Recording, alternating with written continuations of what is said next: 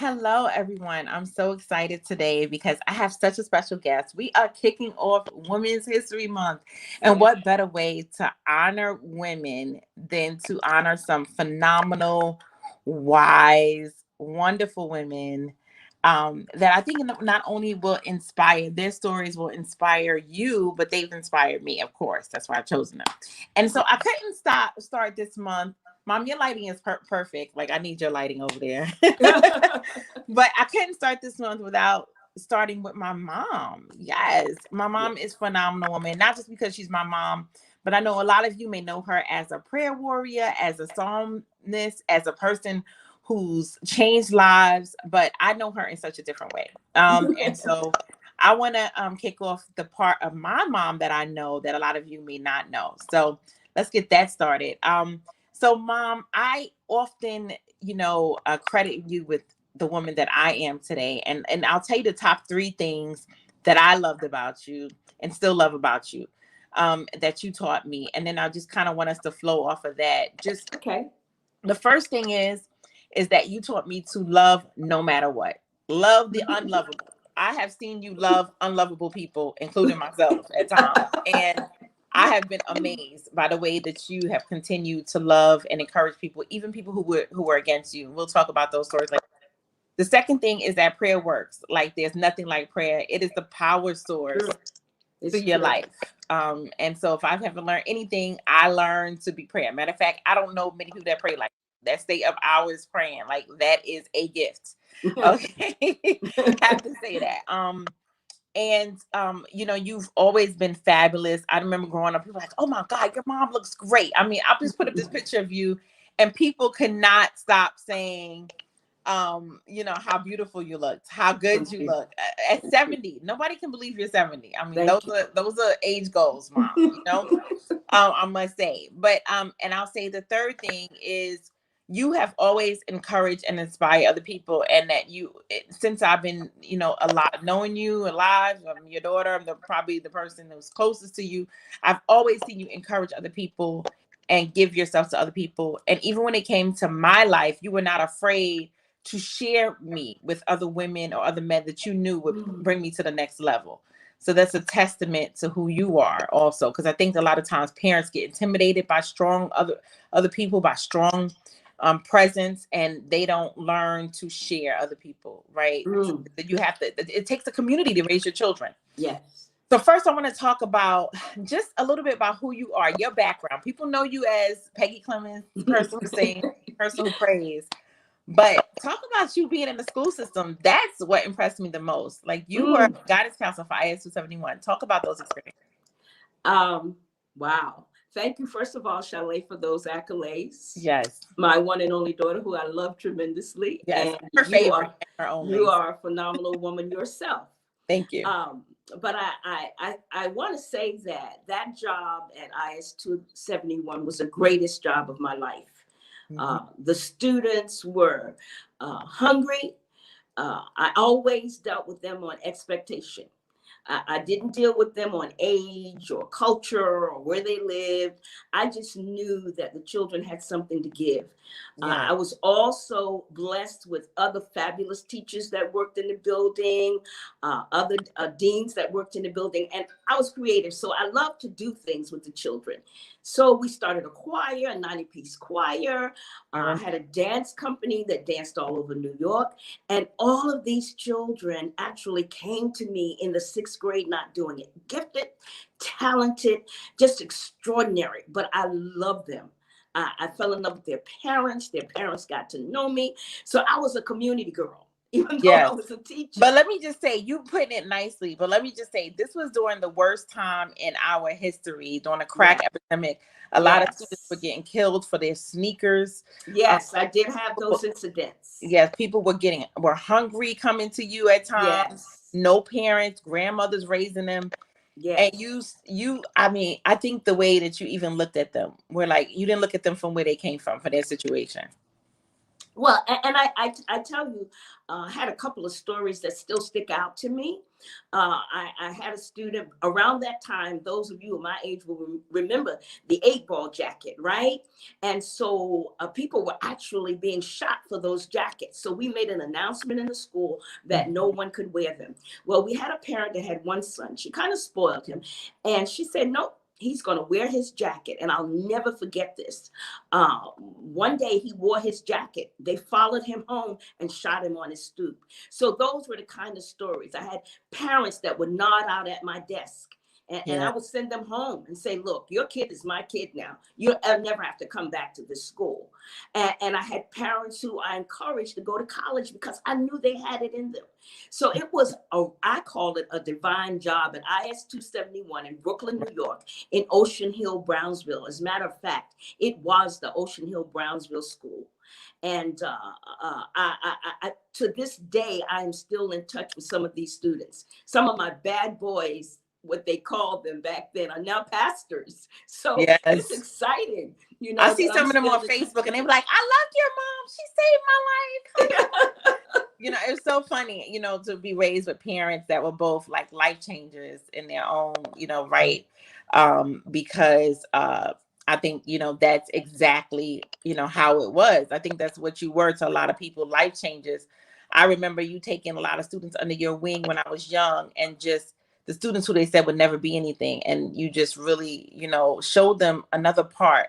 And so that brings me back to love, because there's been so many instances in my life that I can recall where I, you know, was like, how could you love that person? People that really didn't treat you right, that didn't really were trying to come after you for whatever reason, and you would show up when they got sick with flowers. Like, I remember that. So what was it about your story kind of that really inspired you to love others in spite of? Well, I think there were a couple of things. Number one, as you know, I was raised in the Lord, very deeply in biblical principles. Yes. I was raised, and I wasn't raised by my mom, but my mom was always there. My dad wasn't really around until I was older, but there was something about my own life, my own hurt, my own rejection that I never wanted to see anybody else feel what I felt. That's good. So it drove me to make sure, because I could see I had a traumatic experience when I was 4. I mean, you know all about that. And I didn't really talk to people for about 10 years. So when I became a counselor, I saw myself in some of those kids. I saw their hurt. I saw that they had intention, whether they could express it to me or not. And so I think that God is very divine in the fact that he can take anything in your life and use it for somebody else, because it turns out that it's never really for you. Amen. Amen. I love that. I love that, the fact that you took something that broke you and tried to change it around so that you would heal the hurt in other people. I think that's powerful in itself. Because so many people use their hurt and then they hurt other people, as we know, and nobody gets healed like that. Nobody, you know, recovers, and we live in a society of people broken. I want to talk about too your experience growing up in the South as a dark-skinned child. I know we talked about it, but you said there was a lot of stigmas that came into that. So that even, you know, had you go on your own journey of learning how to love yourself. Can you just talk a little bit about that? Yes. As I said, I wasn't raised by my mom or dad, and both of them were very fair complexioned. And I remember part of my trauma was I was living with a great aunt, which was old enough to be my grandmother. And she was very old fashioned and very set in her ways. And I remember back then, you know, they think coloration is something now. No, it was really something back then. Right. And I remember the kids saying to me, your parents gave you away because you were Black and ugly. And I remember believing that. Yes. Till I was almost grown. I would get on the bus. I would hide in the back of the bus because my aunt was very strict. I didn't get to go to football games and that kind of thing. So I was stigmatized that way. The blessing of God that saved my life really was that he gave me a voice so I could sing and relief would come. But had I not had that, I probably wouldn't even be alive today. because Yeah. it was, and when you're a child, no one knows that you're depressed. They Yeah. never think of you as being depressed. They say, well, that's just the way she is, or they come up with other terms to reject you. They come up with other sayings to not have any expectations. But God was so gracious that I was able to stay in the honors class. So I was in Yes. honors all my life, all the honors class, and the singing. I would sing and not talk. So, but the accolade that God gave me in the singing broke through for my healing. Amen. It was a place Yeah. of healing. Hmm. And I want to say that God gives everybody something. He Hmm. really does. You may not even know what it is right now. But Hmm. I'm telling you that when you tap into that thing, it works because he gave it to you to work. Amen. I love that.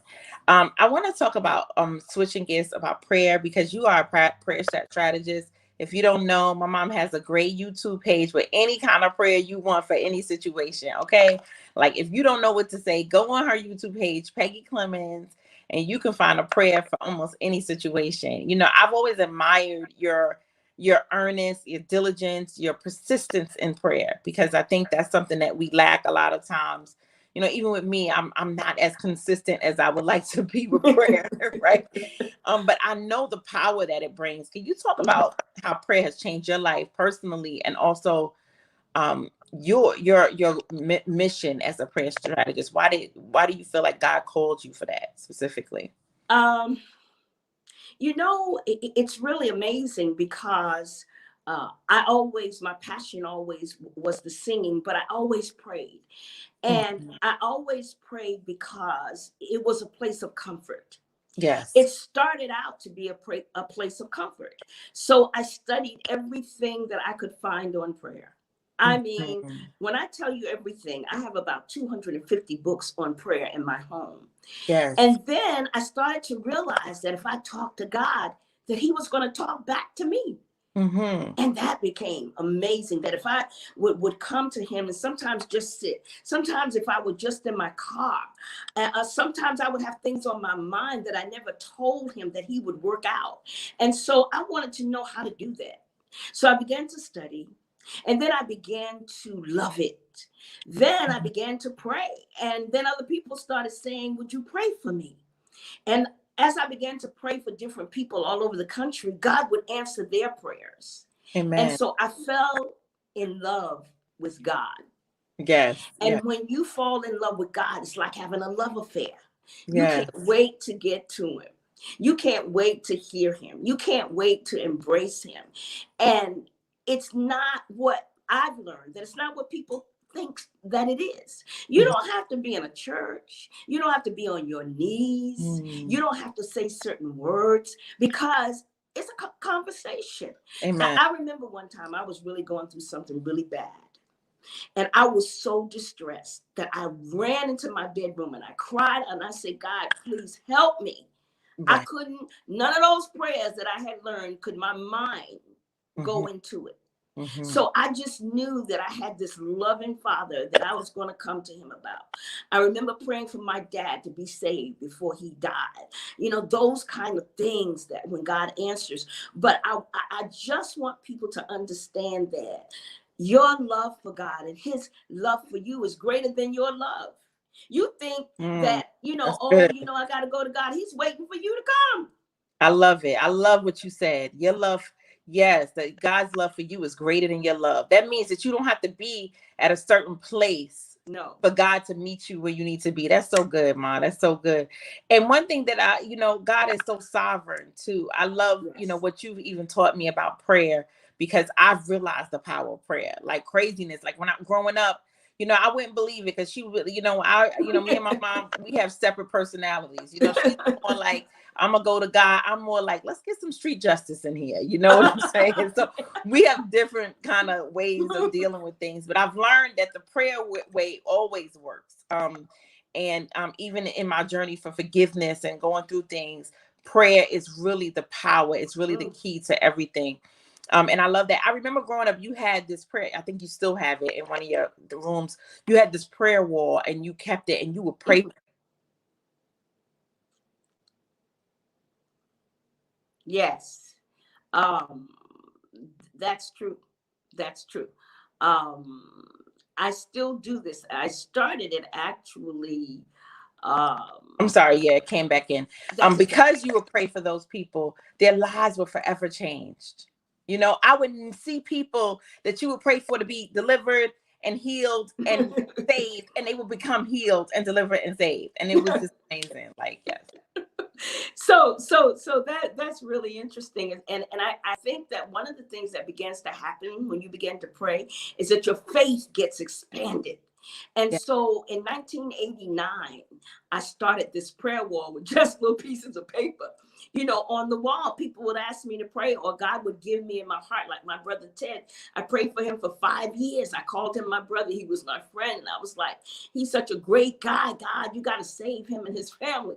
But you're right. I would really believe God. And I was looking at a book the other day, Chalet, where I kept people's names and when they got saved or when they got Yes. healed. And Yes. the book is falling apart, right? Yes. So to have faith for somebody outside of yourself is so fulfilling. Yes. To know that not only does God love me, but he loves you and he loves the entire world, whether we like him or not. That's so true. He's not concerned about what culture you come from. He's concerned about the purpose for which he's called you. And everybody that's in this earth realm has a purpose. Yeah. So we sometimes have to look beyond what the poison looks like and look at the purpose, look at the significance. God, what do you really want to do with this person? I What do love you want to do with that. this You said something country? so powerful. You said look beyond the poison and look at the purpose. That's so good because so many times we are so focused on the person and we are so focused on the behavior that we forget about the purpose. And that's one thing that I've noticed about you, even throughout your career as a guidance counselor.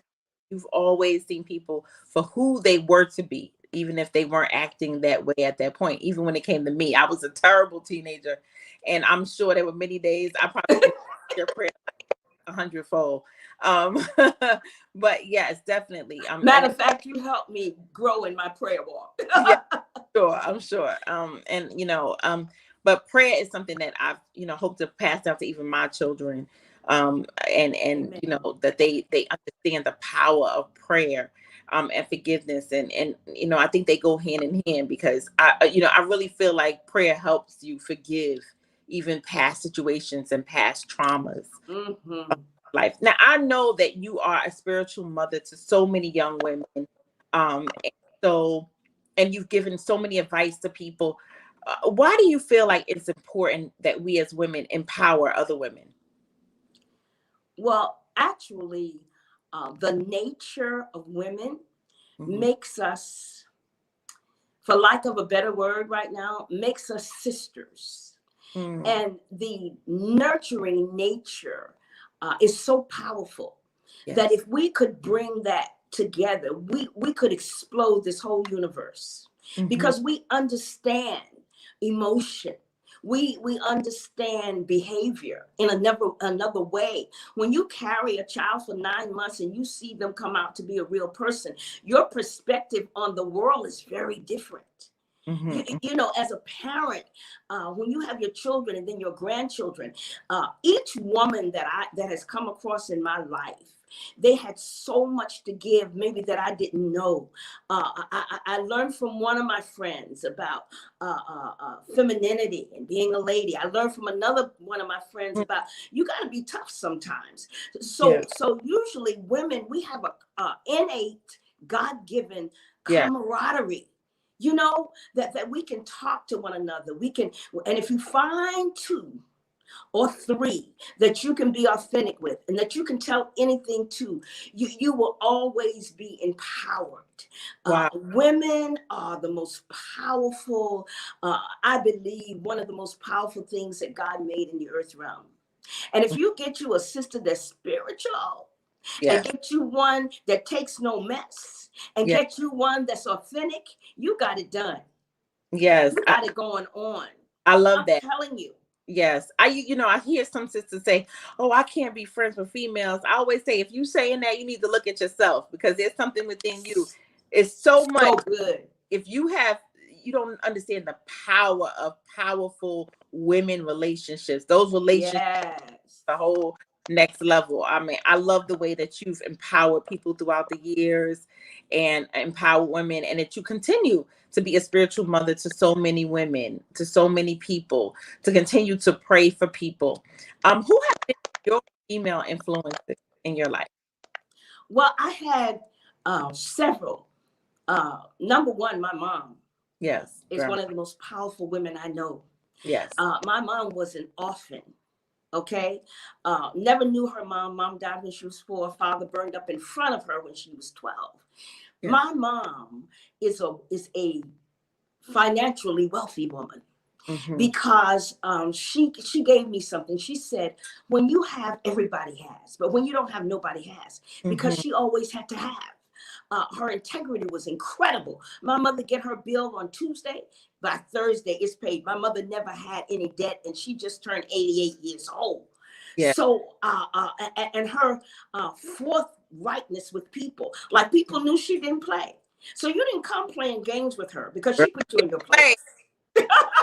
No, So, sorry. so my mom was like this superwoman to me, and I watched her buy her homes and her cars and work her jobs and take care of me, and then after you guys came, she was doing it all, and I was like, wow. So she's like my superhero. I tell people I don't have to look far. And then God sent several other women into my life. Yeah. Apostle Patricia Wiley came in my life. Apostle Michelle Johnson, who went home to be with the Lord. These women came and they were real. They put me in my place while they taught me how to walk with God. My girlfriend Priscilla, oh, she can love a rock. So when she and I got together, we were like super women in love, right? For other people.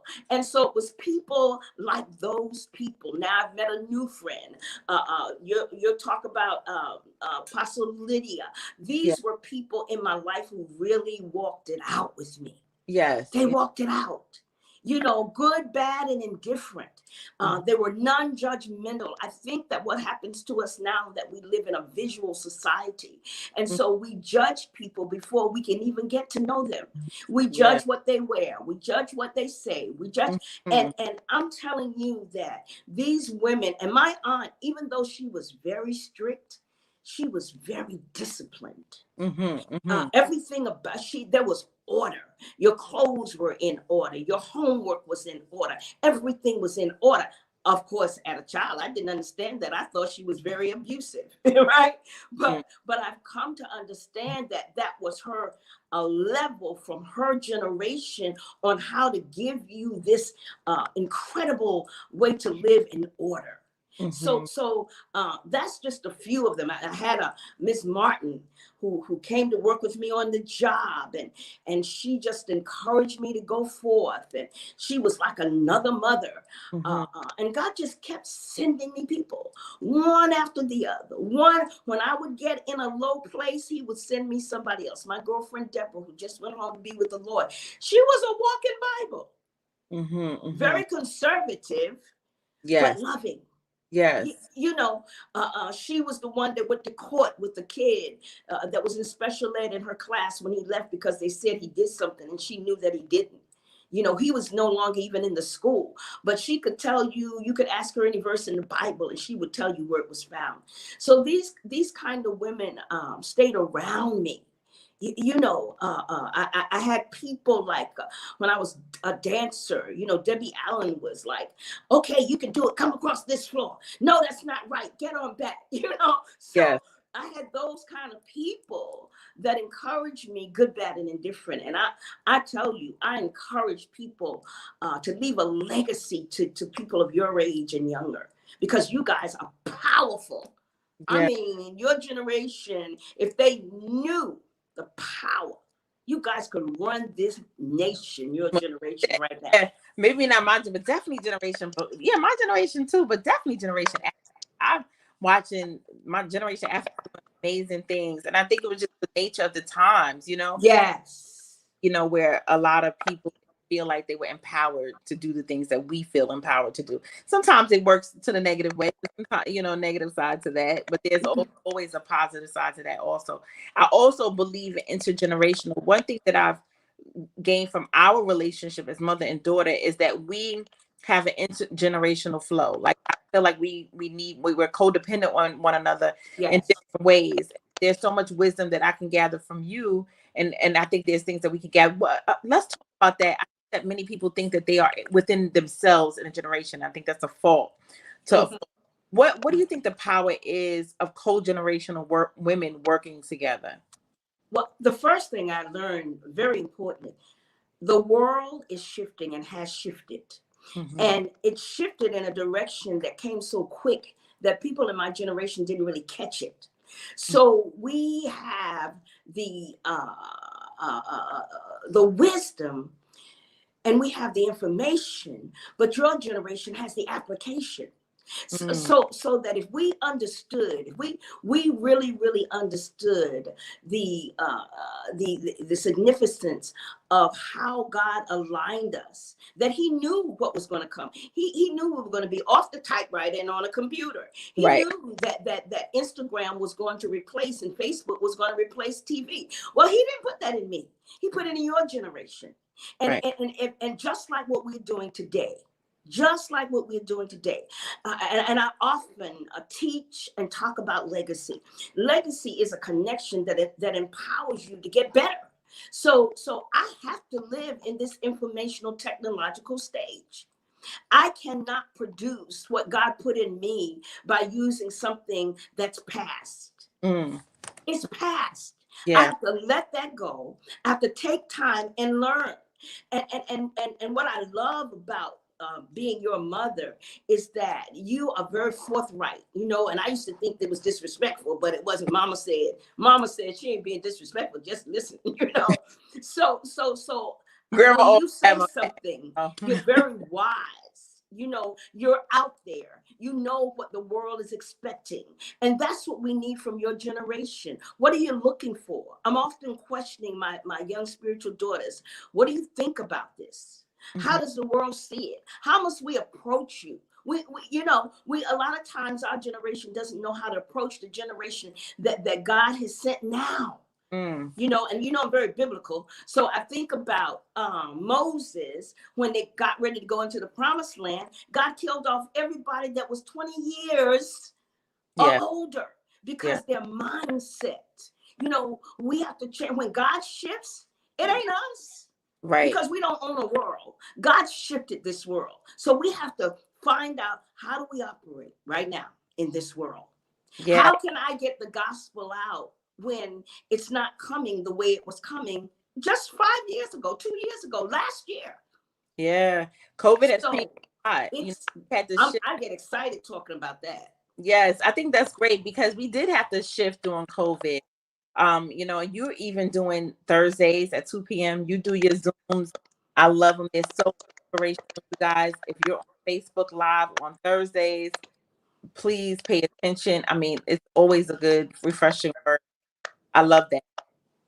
So another question I have you is about, I've noticed in a lot of times people are trying to define. They're trying to always define and define what state what womanhood stands for. What can define Yes. that. I know for you would say class and cleanliness. How to but what about women that feel like they're broken and that they're still searching for that womanhood? What advice would you give them? um, First of all, I want to say there's probably nobody past 30 years old who hasn't been broken in Hmm. one way or another. Many of us have been broken in intimate love relationships with men. Some people have been broken because their children have done some things that hurt them, right? Some people have been broken because their parents rejected them or they were adopted. And so, whenever you start to feel the brokenness, especially as a woman, you need to affirm and reaffirm yourself Yeah. because the word said that you're fearfully and wonderfully made. Amen. And you are.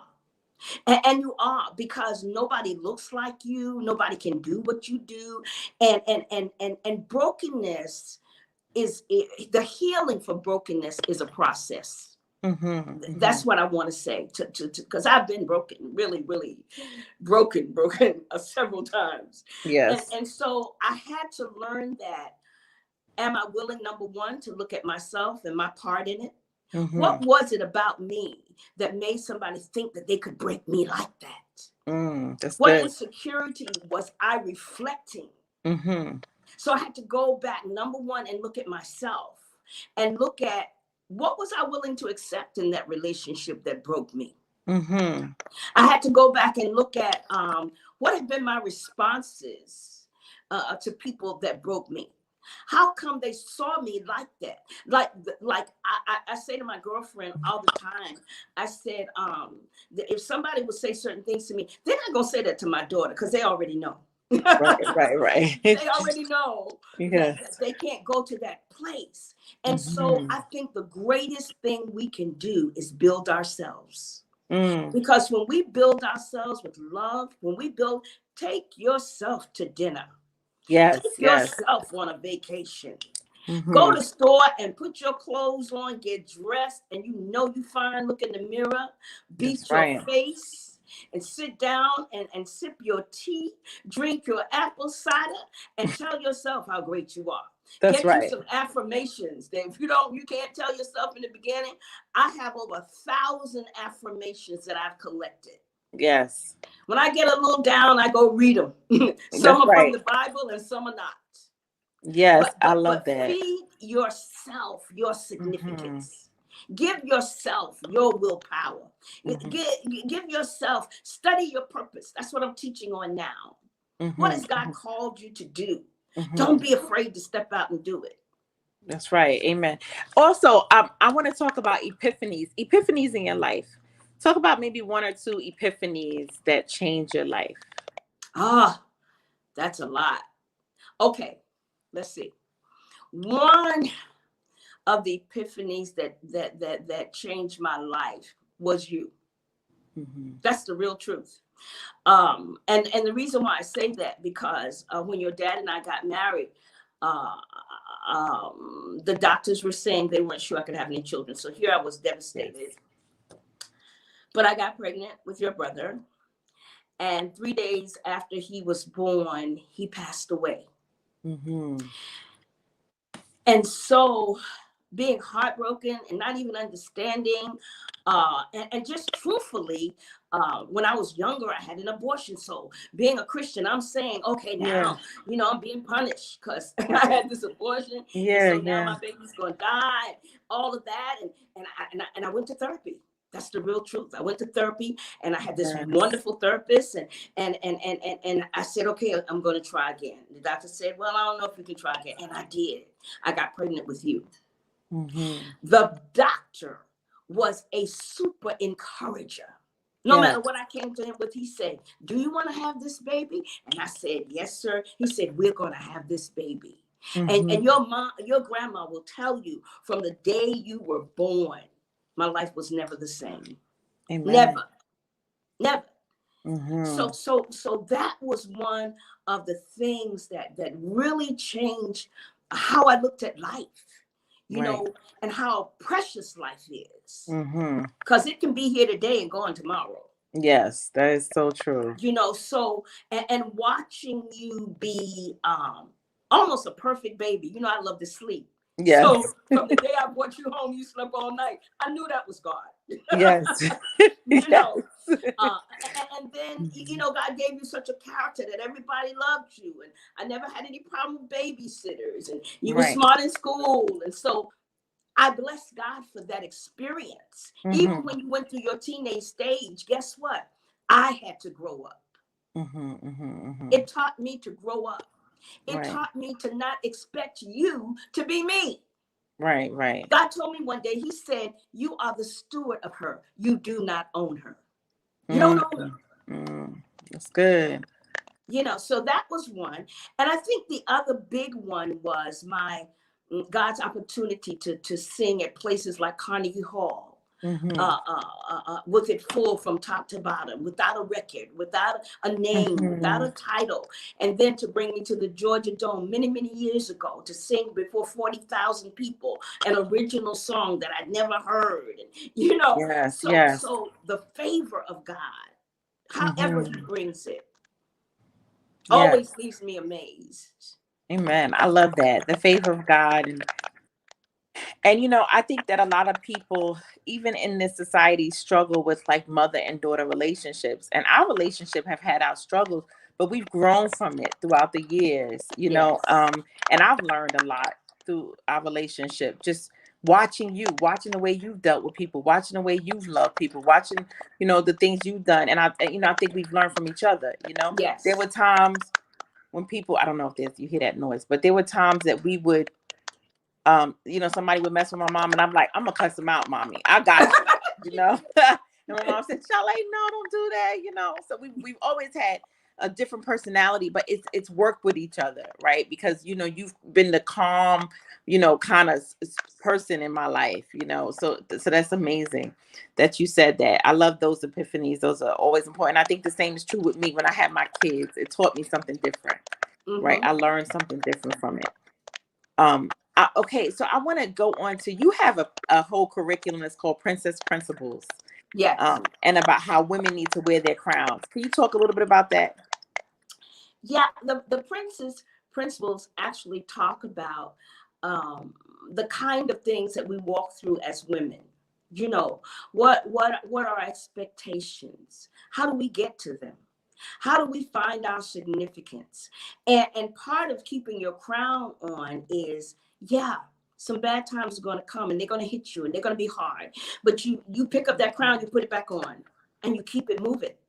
Because some things, and I would always tell my daughter that some things are just life. You haven't done Mm-hmm. anything. Nobody's done anything to you. People say, "Oh, the devil, he's working on my life." No, he does. But some things are just life. I think that when you talk about the willpower, having the willpower to stand through some stuff, Mm-hmm. that's part of keeping your crown on. Being consistent is part of keeping your crown on. Mm-hmm. Being honest is part of keeping your crown on. I love Being that. truthful is part of keeping your crown on. And being able to have self-control with your emotions is part of Mm-hmm. keeping your crown on, because God made us emotional. He's not going to take it from us. But there has to come a place where you have to sharpen that thing. Somebody cuss you out, right? Your lady likeness says, well, baby, I have write you a thank you letter. Goodbye. you Right, know right, right. because I cannot bring myself down to that level, because who I Mm-hmm. was created to be is so powerful.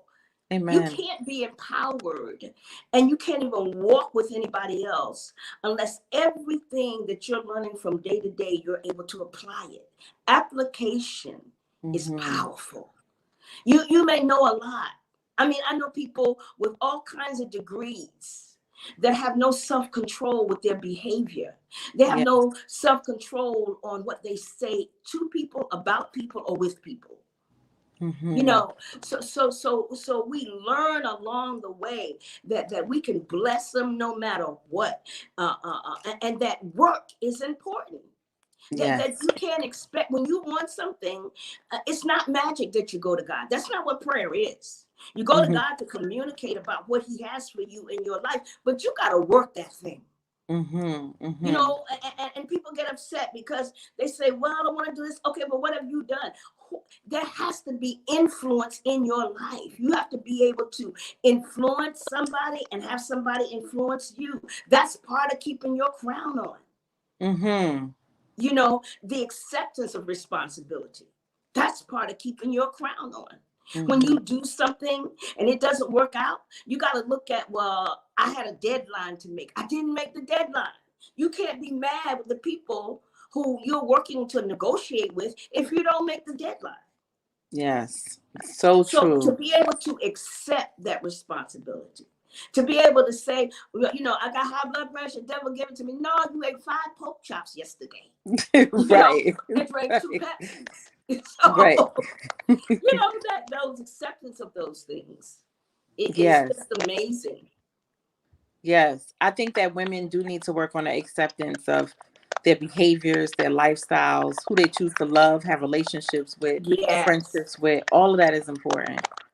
So I love And that. I'm glad you said that about relationships, Chalet, because, sometimes we're angry with who we chose. But this is what I've learned. Sometimes we've chosen people where we were at that Yes. time. And then we grow up and the person doesn't. Right. We go through it and then we say, this person is so bad. No, I Right. was there with him. But Yeah. now, I've outgrown him. Right. If Right. he doesn't keep up with where you're going spiritually, physically, emotionally, mentally, then you're going to part ways along the way. Yes, yes, that's so true. And we live in a society too, unfortunately, where especially for minority men, where men are being held down and the women are being elevated to a point. And Yes. sometimes the elevation transcends our spiritual and emotional levels. So we'll look like we're doing good because educationally we're thriving, in careers we're thriving, but Hmm. emotionally and spiritually, a lot of us are still hurting and carrying wounds and baggages and are still broken, So so good. yes, I think that's the trouble with women. uh yeah, so I wanted you to talk about also, you are an older wise woman, what would you tell yourself if you had to go back to tell yourself at 25 or 30? Whew, I don't think I have enough time, so I have to narrow it down. One of the things that I would have told myself as a 25-year-old woman is not to be so thirsty when I met a Mm, man that I was attracted to. mm, To take time to vet it out, to take time to look at their real background, not just what they made me feel. mhm, mhm, But what are you doing and where are you going? And what are mhm, the signs of what you're doing and where you're going? that's good. I would have also told myself that, like my mom, get yourself a financial portfolio and, Mhm. and consistently keep your money growing so Yes, that yes, yes. when you get to be an elder person where you can't do everything that you did and run out and go, and like I could lose weight on the weekend, I could make money on the weekend. Well, I'm not trying to do that right now. I would have Right. also told myself, be careful in choosing friends. You cannot have a covenant and a friendship with everybody. Mm, Think about your friendships. Who is this person? What do they want out of it? Do they want what I want? mhm, Or mhm, are they there to use me to get what they mm, want? I didn't have that at 25. I couldn't even acknowledge that at 25 that somebody was using me. mhm, You mhm. know, so you have to have that balance where you sit back, and it takes a lot of what people call meditation, but quiet time, uh, Mhm. and not to be so ready to think. Well, everybody, my thing was I thought everybody was good. Nobody Right, want to right. hurt you. Why would they do that? Yeah, But the world has all kinds of people, all yes. kinds, and you are going to encounter some of these people. You're going to Mhm. encounter them. Then the other thing I would have learned, I want to say, is when you find out that you have gone as far as you can in a circumstance, in a relationship, on a job, you have to know when that season is up to let Yes, go. yes. I remember when you wrote that off-Broadway play, Sound of Love's Fire. The thing I remember about it, you had a dialogue in there about the power of letting go, Mm, yes, the emotion that's tied into that soul tie. yes. To be able to say, even though this doesn't feel good, I got to let it go. That's And hard. not to let your sexuality override your mentality. Yes. So if you get a guy that's, he's like everything in the bed, but he's nothing in the head, you got to get rid of him.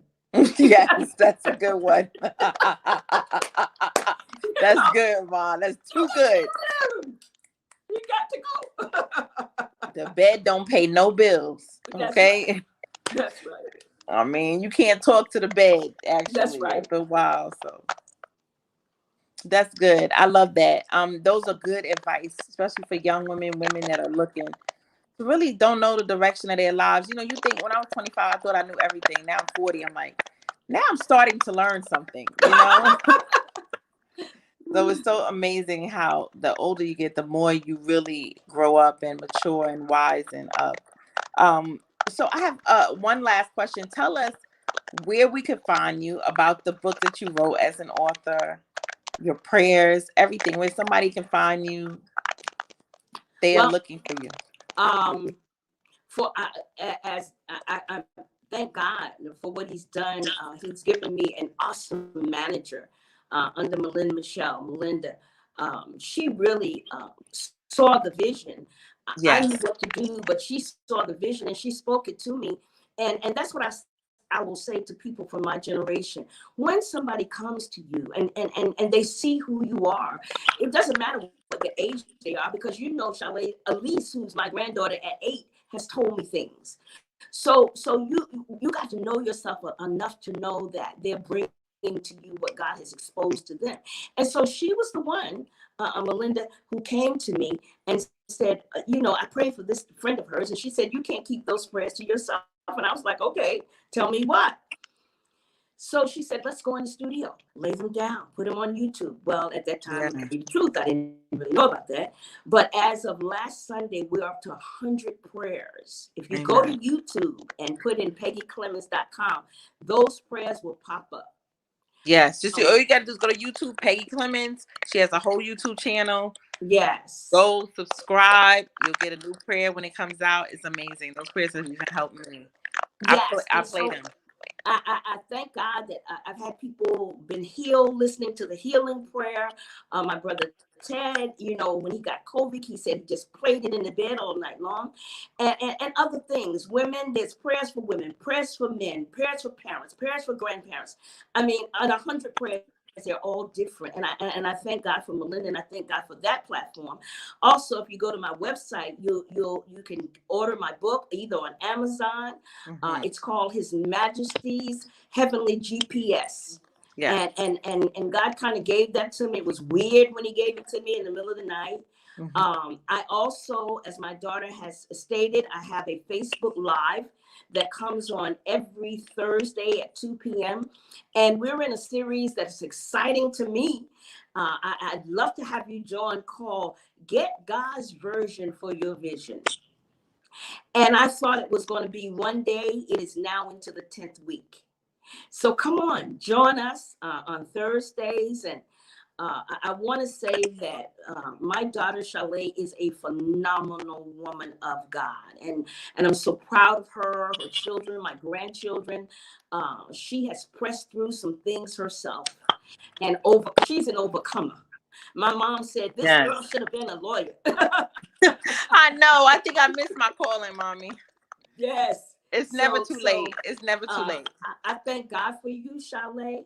And I thank God for even the questions. I had no idea. This is my daughter. She don't tell you nothing. You get to the table, you Yes. better be ready. And this is your website. I just put the website pcinspires.com. I think that's it. Yes. Yes. And Yes. PeggyClemons.com is the one for the prayers. Okay. Yes. PeggyClemons.com. Yes. And Yes. PC Inspires. And the one for the prayers, I'll put up I'll make sure I put that in the notes also. PeggyClemons.com also. And you can also follow me on Instagram, see Jean-Baptiste. We have some awesome women. My mom was the first. I had to make her the first because she's my mother and she's awesome and phenomenal, wise women. But next month we're gonna have all this month just nothing but wise, phenomenal women that we're bringing forth to you. So I'm so excited. Thank you for joining me, Mom. Thank you, Chalet, for having me. It has been wonderful and exciting. You know I love excitement. Yes, yes, yes. Thank you. And everybody was saying how fabulous you looked. I mean, Thank you. on yes, photo shoot, but she's always looked fabulous. She's always been a diva. Always had OCD. Everything's always clean in order, beautiful, fabulous, dimey, everything. So this is not just who you've become. This is who you've been all your life. So Thank you. yes. All right. Thank you. Stay tuned. Women's History Month. We're celebrating phenomenal wise women. And I hope you guys play this back. Leave your comments, follow, share, go to YouTube, Peggy Clemons, look at those prayers. And on Thursdays at 2 p.m. Facebook Live, she does an awesome teaching for about a half an hour. It's one of the best, most inspirational half an hours of your life. Thank you for joining us. Thank See you. next time. God bless everybody. God bless you. Thank you.